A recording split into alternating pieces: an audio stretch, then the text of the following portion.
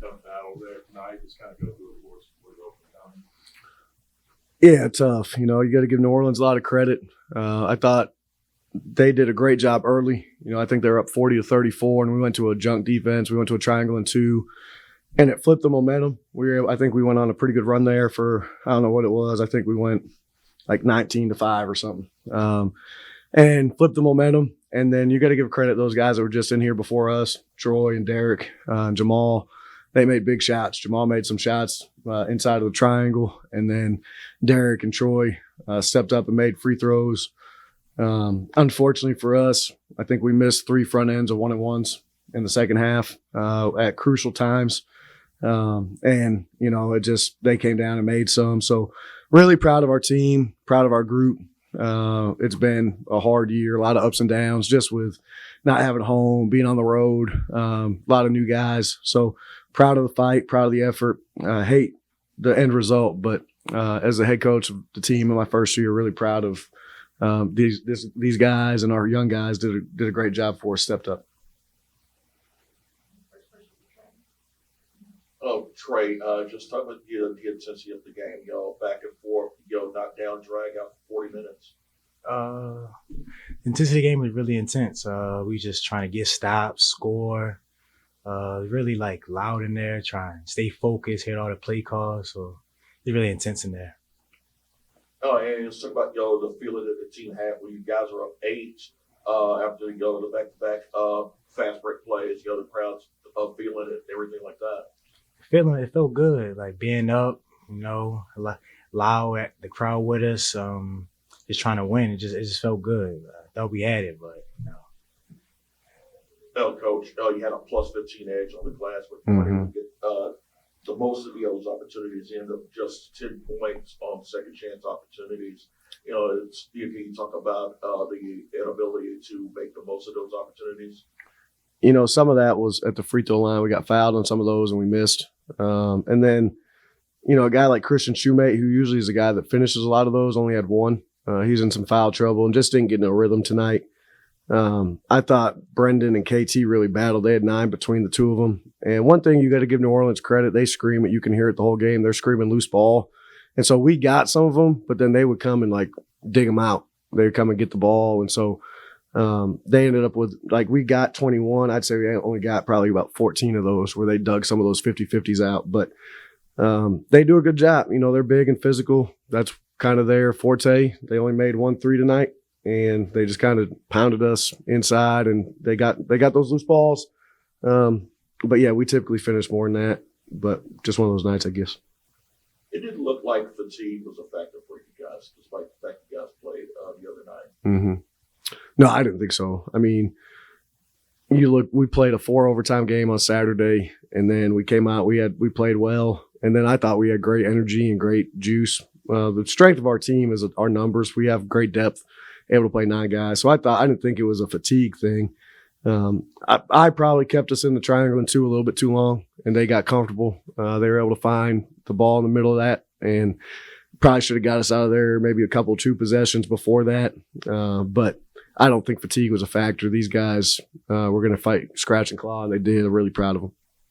I was say y'all came out high energy in the second half. What did you say to them at halftime that were able to get them revved up? What did I say? Did I say anything? No, he didn't really say anything, really. He just told us, flip the switch. He told us make our free throws, basically. And, yeah, that's basically it. Yeah, I mean, we've got a great group. We did not have a great record overall, but if you watched us play, you could never question the heart of our team. You could never question the desire of our team. Even games where we were down, there were some times where we were down big and we found a way to scratch and claw back. Trey English, John Massey, and Christian Shoemate played major minutes for us, and Christian is, I guess, a redshirt freshman, but he's basically a true freshman. He didn't hardly play. And so we're playing freshmen, 3 guys, major minutes. And I pulled Trey and John aside, and I hugged them at the end of the game. And I said, I want you to remember number 3 and number 10, because those guys are 5th-year senior guards, and they're out of here. They're out of the league. You guys are the future of this league. Trey, John, Christian. I really believe that. They're the future of this league. Other guys, Zach and Brendan, and those guys that have eligibility coming back. But these guys that are freshmen, by the time, just imagine what he's going to be like when he's Troy Green's age. I mean, he had 19 tonight. He had 27 last Saturday in a 4 overtime game. His growth has been absolutely incredible. Same thing for John and Christian. And I told the guys more than anything, I just love this group. I'm really proud of them. KT and Miles coming here for their last year. And like when these guys signed, and this is something I want people to like understand, when they signed to come to McNeese, we had no gym. I was living in a camper.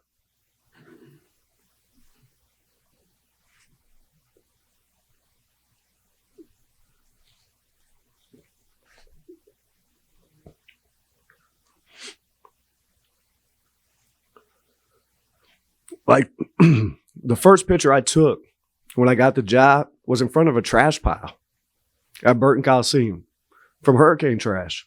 And these guys didn't get to play in that arena till January 15th. And they hit a shot in that arena that was an unbelievable memory for our town for a long time. They came, they won a game in the conference tournament for the first time since 2015. And they signed up for something that was hard as heck. They signed up to practice in a rec center that was built when FDR was president. They signed up to practice in a rec center that didn't have a college three-point line, that was a rubber court. And they never complained. They never grumbled. They gave me their best every day. And that's what I want this team to be remembered for. Like, at the end of the day, sometimes you have to go all the way down to the foundation. And it's not pretty. It's not fun. It's not easy. It doesn't feel good all the time. Like going through the storm, going through the hurricane was hard. Matt can tell you about it. It was hard. But when you rebuild and you can look back, whenever that is, because McNeese is going to be back.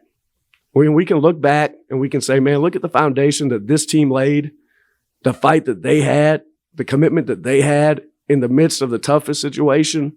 This team is going to be remembered not because of their record, but because of what they did, by me at least. And I hope that McNeese State University, our community, really appreciates what these guys did for us, because they didn't have to come here in the midst of what we signed up for. They didn't. And I'm just so thankful for them. I'm proud of them.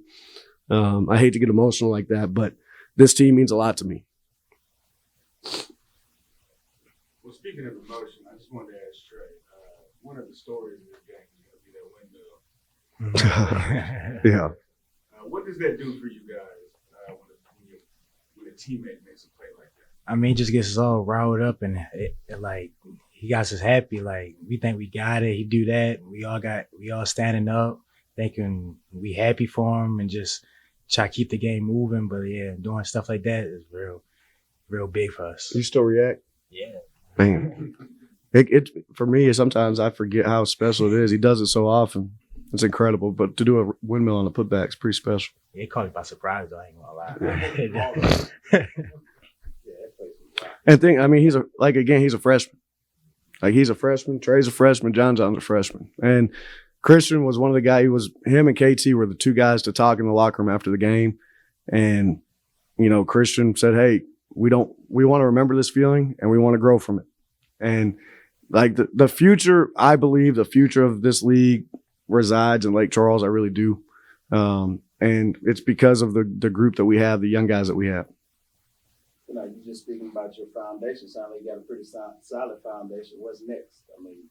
2023 starts tomorrow. Starts tomorrow. Yeah, and we'll meet. I'll meet with these guys. I'll give them a little bit of time to catch their breath, and then I'll meet with them at some point early next week and just kind of get a feel, for what's next for a lot of them. There's some guys that are going to make a decision just in the day and age of what it is. So I want to talk to some of those guys, and then obviously see KT and Miles off. And then we got to go recruit. We got to fill some needs, and then we got to get back in the gym with these guys. And I think he's hungry. I think our guys are hungry to get back and to get better.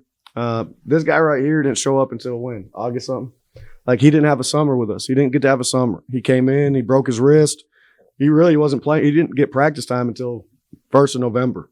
And so for him to have a whole spring and a whole summer will be a huge deal. So that's what's next, is just you have the foundation laid. Now you got to start building the house piece by piece with the pieces you got left. And we've got some really good pieces I'm really excited about building with. And I think, again, they're the future of this conference. Thank you. All right. Thank you, guys.